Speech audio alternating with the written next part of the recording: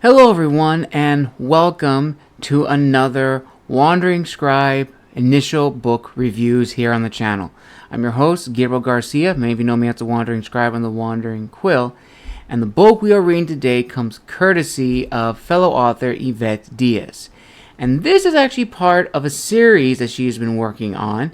And if you remember that name, she and I spoke about this series, and honestly, it is a really good one. Now, this series is called, or I should say the first book is called Choices of Power. And in Choices of Power, it goes like this. 40 years after the old world falls in a devastating nuclear war, the surviving superhuman race is threatened by the development of Rapture, a powerful ability-enhancing drug that can change the power structure of the new world, but it comes with a steep price. Amid a war-torn world, Symone, Athilla, and Trémon Torres are shattered by the loss of a family member.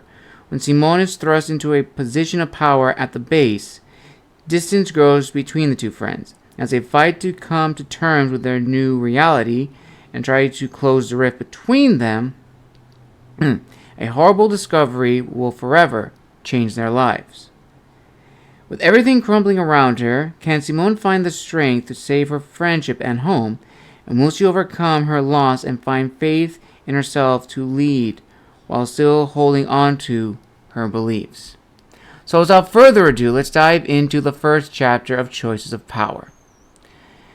President Felix lay dying, the blow to his head too much to overcome. Colonel Symone Athilla gazed down the bloody bandaged figure she had admired since childhood, not believing this could happen to such a larger-than-life father figure.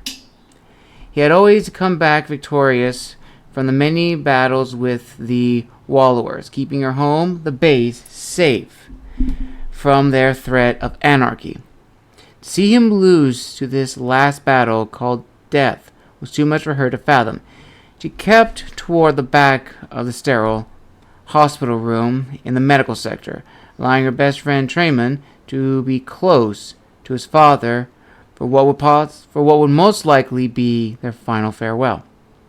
Trémon's soft gray eyes were glazed over, his medium brown face stoic, mirroring the president's features. It still amazed Symone how similar they looked, almost twin-like, except for the more worn-lined features in the older man's face, embedded from years of serving the base. Even their mannerisms and characteristics were similar, with Trémon always mimicking his father's every move. Symone hoped she emitted a strength outwardly she didn't feel inwardly. Her best friend needed it right now. Symone glanced back beyond the glass door of the sectioned-off hospital room. Around 10 others stood anxiously outside, all members of the High Council. Like the citizens, none of them wanted to lose their beloved president. The base was on lockdown, and all residents awaited word regarding the president's fate. President Felix was a kind yet firm man and had proven himself to be the epitome of integrity. Over more than 20 years of unprecedented reign, he had kept the base safe from Wallower invasion. Yet what made him stand out from all the presidents before him was his ideal of true community, which had brought them out of survival mode and transformed them from a safe haven to a thriving united society. Yet, after all these years of fighting to bring peace, he seemed too tired to defeat this last enemy called death. His absence could create a loss of hope within the base. Trémon absently rubbed his startled chin. This would be a great blow to him. He whispered prayer to the I Am, who drowned out by the constant beeps of the machines that kept the president alive.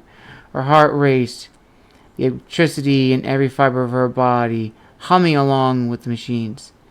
This was not the time to lose her cool, so she clamped down to keep her emotions at bay, although her heart was breaking. Dr. Anita, head doctor of the medical sector, shuffled around the dressing monitors, her copper hair switching around her white coat. Her face was set in a firm line as she squeezed a syringe of painkillers into the president's languid arm. He had been unconscious for a week now and deteriorated with each passing day. Dr. Anita, is there anything else you can do? His face has been, or rather, become more gaunt. Trémon's hollow voice broke the tension. Desperation laced each word. I will try one more time. Dr. Anita closed her eyes. Her hands traversing over President Felix's broken body in a quick, melodic movement. Symone was always amazed when she did this. The fluidity of her motions looked like a dance. Symone muted her own powers as she felt the energy shift. Dr. Nia's powers coursed from herself through President Felix. Her brows knitted together like fingers interlacing each other. Beads of glistening sweat on her upper lip as her concentration deepened. She was the best of the healers. If anyone could heal the president, it would be by her hands. The task was arduous, and the sweat indicated how difficult and draining it was for her. After several quiet minutes, Dr. Anita balled up her hands and curled them into her body. She blinked several times, coming out of her trance. She checked the monitors, then faced a silent group. I'm sorry, there's nothing more I can do. He's too weak to go on. Her hair swayed behind her as she spun away. But Symone caught the shimmer of a tear dripping down her porcelain cheek. The electric currents that vibrated 24/7 through Symone's body quieted to a dull hum as realization hit her. This great man was moments away from leaving this war-torn world and passing over to be with the I Am in the blessed place. Without warning, President Felix opened his unbandaged eye and peered around the room. His lean, brown features contorted in a mixture of pain and confusion. When his eye rested on his son, he lifted a weak hand. Trémon kneeled to hold his father's limped hand. I'm here, he whispered. The president relaxed despite the blaying machines.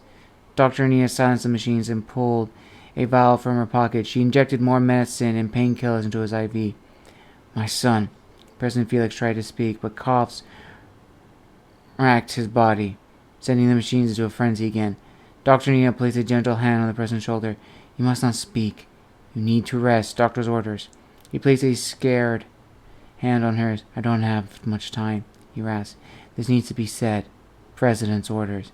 Symone searched for Leslie, President Felix's executive assistant. She was tucked away on the other side of the room, her almond-shaped brown eyes red-rimmed and her skinny black hair pulled behind her ears.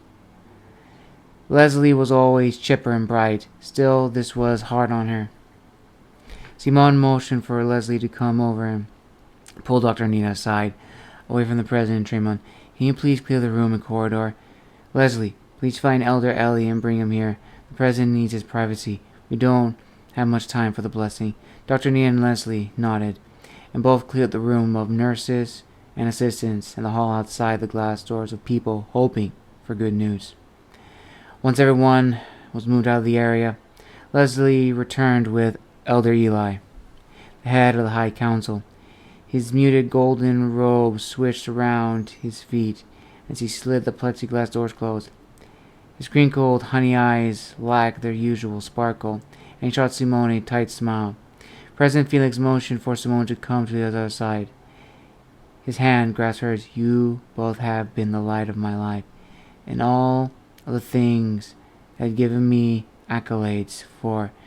Nothing compares to having watched both of you grow up. I just wish we had more time. I had so many things I wished to impart to both of you. His body quaked as he tried to catch his breath. Sir, please, you need your rest. Dr. Anita adjusted the machines. Trémon pressed a glass of bittersweet tea to his father's lips. The president guzzled the contents, spilling some down his chin. He closed his eye and drew shallow breaths. When he opened his eye again, his gaze was filled with love as he watched his son. He swallowed hard.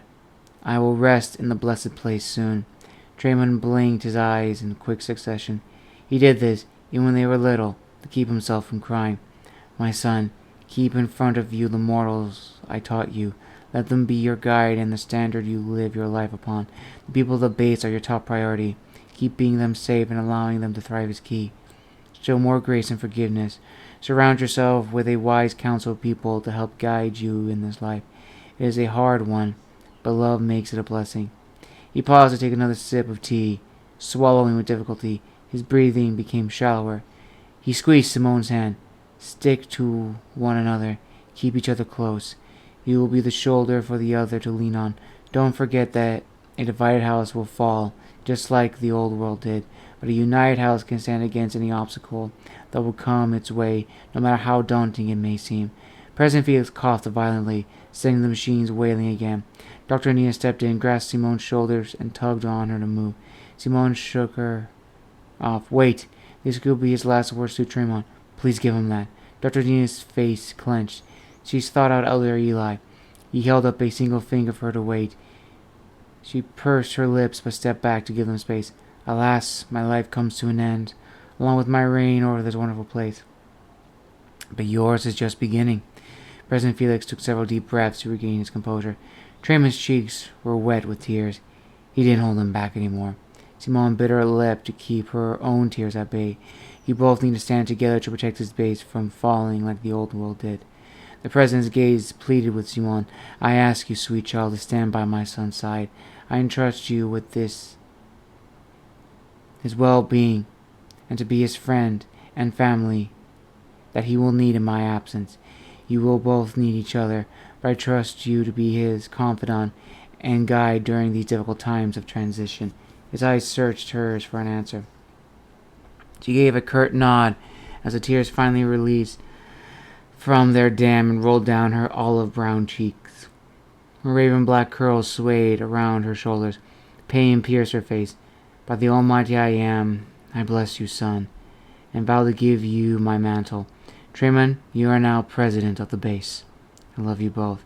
Symone's head snapped back to Elder Eli, whose fuzzy gray eyebrows rose into his matching wavy hairline. The High Council were the only ones who could name the successor, although the president's nomination would be taken into high consideration. Trémon would eventually be the obvious choice, but with the president's sudden demise, the High Council could object to Trémon's youth and inexperience. No argument could be made now as President Felix crumpled back into his bed. Coughs racked his body as he struggled to breathe. Trémon gripped his father's hand. As he leaned in, he whispered, I love you, Dad. The president's one eye opened wide and his face filled with peace. I see the blessed place. It is beautiful. I go to be with the I Am. Then President Felix Torres breathed his last and closed his eye forever. The heart monitor rang out a final steady beep, like a gong signaling the end. Trémon bowed his head over his father's hand and cried aloud, not caring anymore about hiding his grief. Dr. Anita paused, almost as if in full shock, staring at the man she had served for most of her adult life. This time she did not hide her tears, instead allowed them to stream down her pale cheeks. Elder Eli turned off the monitors, flipping the room into sudden silence. Tears glimmered in his eyes. Symone heard Leslie choke back sobs from the corner. Grief, mingled with dread, filled Symone. The president was dead. The High Council must be notified. The future was uncertain, except that Trémon was named the next president, pending the High Council's final vote, of course. An old era had ended and a new one was about to begin. The people of the base would have to be comforted and reassured so they don't lose faith in everything that President Felix had built. She had a promise to abide by, yet even she could not expect how difficult it would be to uphold President Felix's final request. Chapter 2. News spread around the base that the president had died. Symone could hear the residents whispering amongst themselves, wondering if the High Council would honor the late president's wishes, or if they would promote another. Any of the highest-ranking officials in each of the 6 sectors of the base could be elected to the presidency if the High Council found them capable, of course.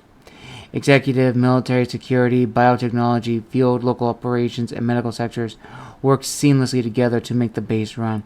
While the military and security sectors primarily worked together to keep the base safe, the field local operations provided food, water, building supplies, and other daily necessities. Biotechnical operations worked with all sectors, providing much-needed technology to facilitate everyone's jobs and lives. The executive and medical sectors were their own entities, pulling from the other sectors as needed. The High Council and President were included in the executive sector. Symone admired almost all of the leaders in these sectors. From her few interactions and knowledge of them, she would have been content with several of them being elected. except her best friend was requested by her mentor to be the successor as his final wish. Therefore, she would be loyal to Trémon. Either way, her stomach nodded when the High Council went to the Grand Council Hall to discuss the fate of the bait and who their next president would be. She had only known one president, but Elder Eli explained that the High Council would be secluded for at least 24 hours, with no outside influence until a decision was rendered. When she pressed him for more information, he said that one time they had taken up to a week without a decision, and the hope this meeting wouldn't break that record. As the High Council assembled to meet, funeral arrangements began. This was conducted by Leslie as the president's executive assistant, but Trémon was also heavily involved, which is why he was here now. Symone was tasked with protecting the wing where the body lay and ensuring it was not viewed before the time was right. This was on top of her duties, above all her other daily tasks. Her combat boots squeaked along the glossy hospital wing floor. She made her way past the sterile walls with purpose, yet slightly distracted. The nurses and patients watched her in awe and curiosity. They knew not to stop and ask questions. She was glad for it, and she was not in the mood for gossip. She maneuvered down the levels from the 5th floor to the 1st floor wing, where the wounded soldiers in war were held. As she pushed through the double metal door, she was immediately confronted by General Charles Reese, the head of the military sector and the base's army. Symone. When he caught her eye, he waved her over. His normal irritated expression was replaced by a solemn one, which hinted as to what he wanted to discuss with her. She wished she could avoid him, but he was highly respected as one of the leaders of the military sector. Although he was 20 years her senior, they were about the same rank. Symone always felt animosity for him, and she wondered why that was. His eyes swiveled from side to side before he said in a low and hard voice, "Is it true? Is President dead?" His dark mustache twitched, and his equally dark eyes refused to look at her. Growing up, she thought that General Reese's body frame looked like he was drawn up in squares by the IM, then made into 3D. It didn't help that he kept his hair in a buzz cut, causing his head to appear square. Yes, he is gone. The general rubbed a glove-like hand over his buzzed hair. When he faced her again, worry flickered across his deep grooves on his face. Did he name his successor? She flinched, not wanting to answer. General Reese was tough but fair. Those around him didn't necessarily dislike him, and he did garner their respect. He remained loyal and kept close to the president, but Symone always got the feeling that he harbored some jealousy. She had voiced her thoughts to Trémon, who didn't seem to agree with her, but her instincts were usually spot on. This impression was especially forged into her mind during her and Trémon's training. General Reese would be extra hard on them, and they would always be kept behind for extra training or duties. When they complained, he said he was preparing them for their future destiny, especially Trémon's. Despite his best efforts to brush them off, she could sense his envy the day her and Trémon were named the president's first and second advisors regarding the base's army, putting them on the same level as him.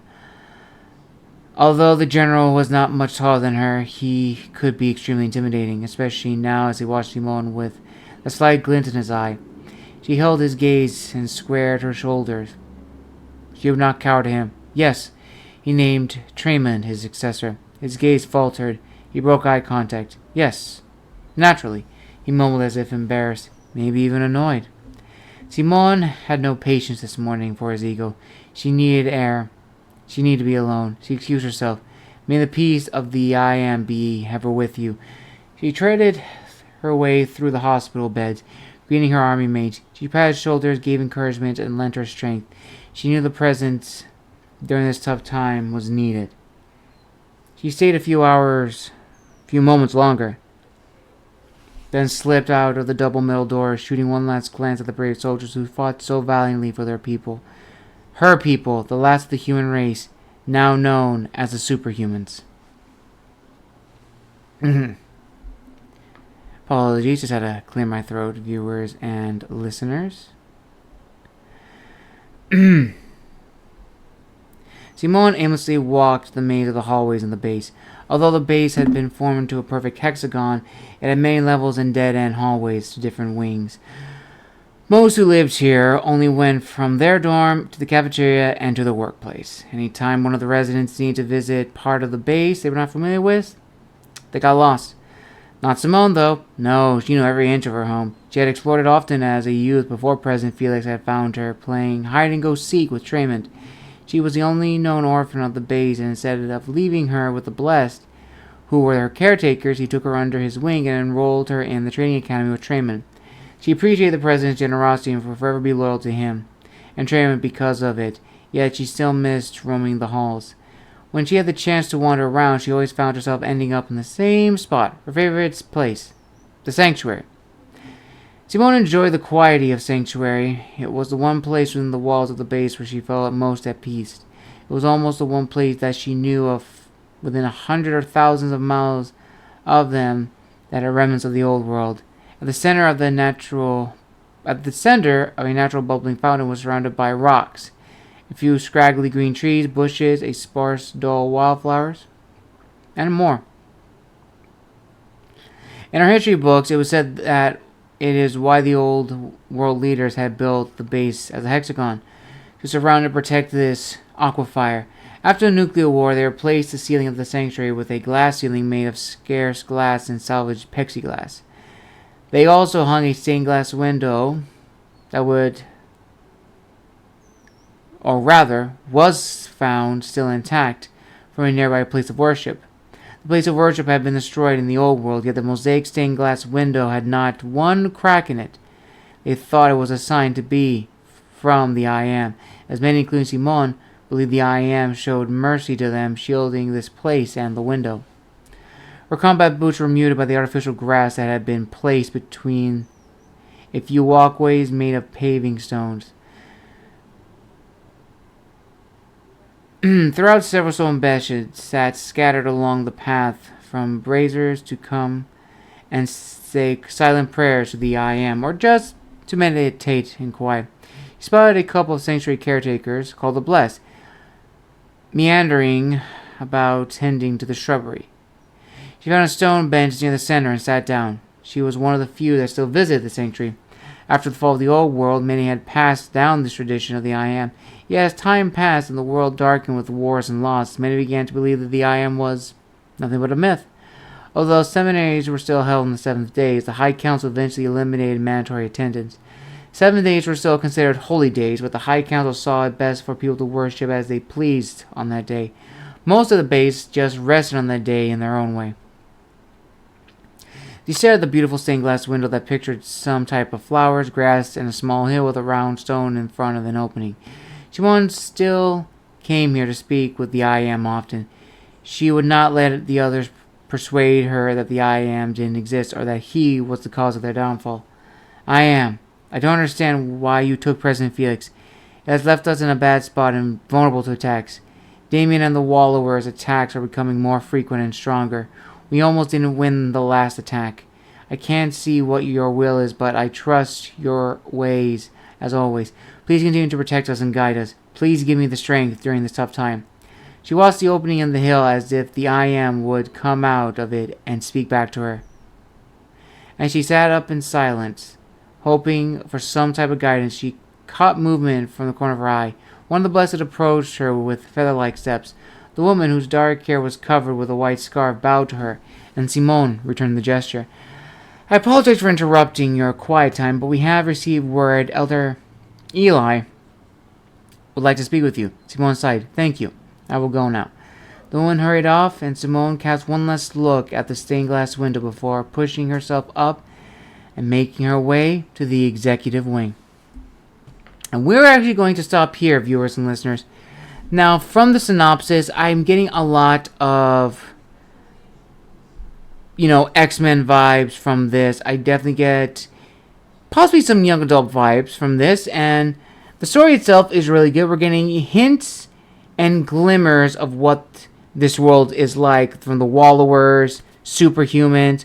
We already get an idea of what Symone's powers are, which have to deal with electricity of some kind. We don't know what Trémon's are yet, and we don't know anyone else's. But I like the fact that this post-apocalyptic world, that you have some kind of superhuman beings existing. And it reads very well. I was definitely invested in the story. So I think you will be too. If you enjoy good superhero stories or superhero-esque stories, as well as different kinds of dystopian fiction, you will definitely love Choices of Power. So if I had to give a rating for this, it would definitely be another 4 out of 5. It was a great story. I definitely enjoyed it, and I can't wait to continue reading this.